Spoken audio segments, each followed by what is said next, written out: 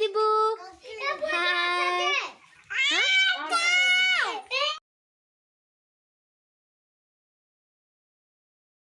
Hello दोस्तों, good morning, सुप्रभात। आप सभी को मेरा प्रणाम। मैं नीलम राणा स्वागत करती हूँ आपका अपने एक नए ब्लॉग में।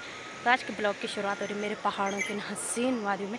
इन हसीन वादियों में हम आ रखे हैं अभी खेत में आ रखे हैं हल लगाने। और एक खेत हमने कंप्लीट कर दिया है हल लगा के। और यहाँ पे छाँट रहे हैं कबाड़। तो इतना ज़्यादा कबाड़ निकला है हमारे इस खेत में, बड़ी दिक्कत हो रही है हल लगाने में।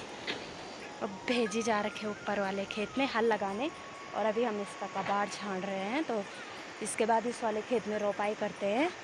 और ये कुछ मेरे गांव की हसीन वादियाँ दिख रही है। और यहाँ नीचे दूसरे वाले भैया भी आ रखे हैं हल लगाने इस वाले खेत में। तो इस बार के खेत में कुछ ज़्यादा ही घास जमी हुई है और इसमें हल लगाने को बहुत ख़राब होता है। और अब पहले इस खेत का कबाड़ छान लेते हैं, फिर मिलते हैं ऊपर वाले खेत में। तो गाइस, आज है बारिश का मौसम और हल्की हल्की सी बारीक बारीक बारिश भी हो रही है, इसलिए अंधेरा अंधेरा सा हो रखा है। ये देखो, यहाँ पे लोगों की मंडवा की क्यारी डाल रखी है, इसे फिर लगाने के लिए दूसरे खेत में ले जाना है। और यहाँ पे भैया भी दूसरे खेत में चले गए हल लगाने। और यहाँ पे बुआ और छान रहे हैं और यहाँ पे लगा रहे हैं हल।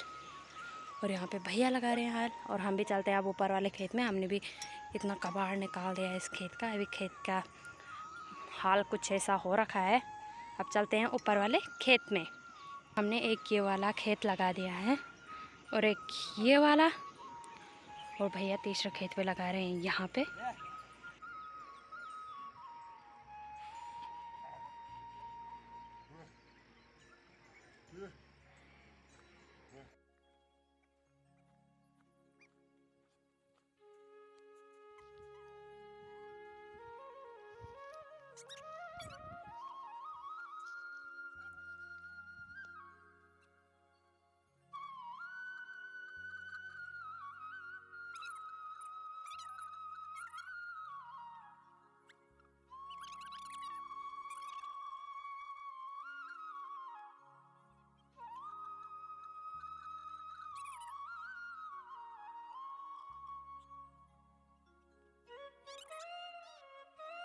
तो गाइस, अभी दिन के 12 बज चुकी हैं और हमने ये वाला खेत भी साफ़ कर दिया है। और 2 खेत मतलब साफ़ कर दिए हैं, एक ये वाला एक ये वाला। तो अब जा रहे हैं तीसरे खेत में। और तीसरा खेत है यहाँ गदरे के उस पार। तो ये गदरा इसलिए है, यहाँ हमारे इन खेतों में रोपाई का पानी आता है, तो इसलिए वहाँ पे वो गदरा है। तो उसके उस साइड है। और भाभी जा चुकी है, अब मैं भी चलती हूँ उस खेत में। और आज सुबह बारिश हुई तो इसमें हल्का सा बारिश का पानी भी है।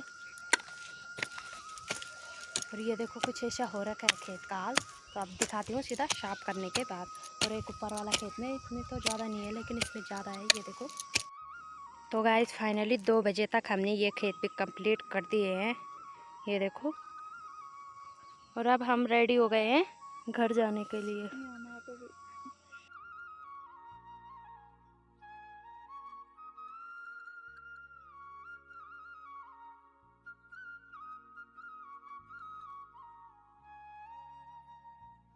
हम जा रहे हैं घर और अमाली आ रखा है आरोही का फ़ोन कि खाना खाने आ जाओ।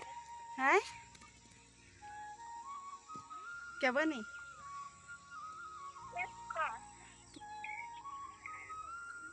केक में गई।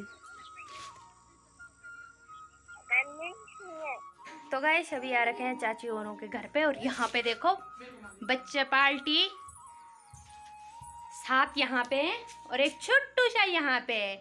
तो इसका नाम है दिव्यांश। हाय दिव्यांश। हाय।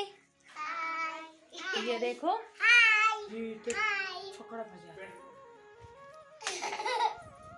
ये है बच्चा पार्टी, ये है बड़ू की पार्टी। ये देखो दीबू को, देखो दीबू। हाय हाय दीबू। हाय।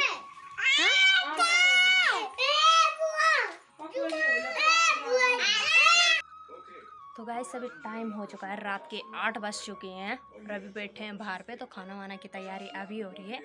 अभी तक मम्मी यहाँ पे गेहूँ छान रही थी और अभी बैठे हैं। तो मैं खा रही हूँ मैंगो और यहाँ पापा नए पतीले लेके आए हैं, ये 2 पतीले वो यहीं बाहर पे रखे हुए हैं और अभी मैंगो खा रहे हैं।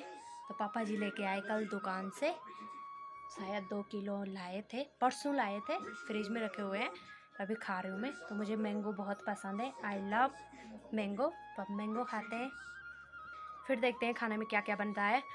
पापा जी देख रहे हैं अभी टीवी, भैया गए हैं दुकान सब्जी लेने और भाभी जला रही है आग, और आरोही भी नीचे ही गई है अपनी मम्मी के साथ। तो गाइस 8:30 बज चुके हैं और आप देख सकते हैं मौसम एकदम पैक हो चुका है। और कल मॉर्निंग में बारिश हुई, कल नहीं सॉरी आज मॉर्निंग में बारिश हुई। जैसे भी मॉर्निंग में खड़े उठे तो बारिश हो रही थी बहुत ज़्यादा।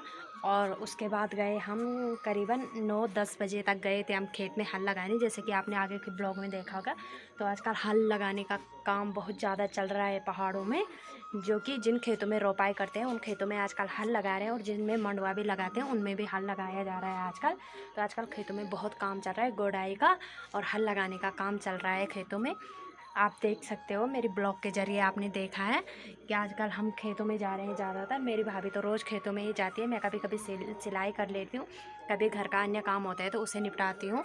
फिर आजकल ज़्यादा नहीं जाती, लेकिन आज गई थी, कल भी शायद जाऊँगी, या फिर गोडाई करनी या फिर हल लगाने जाएंगे हम दूसरी जगह।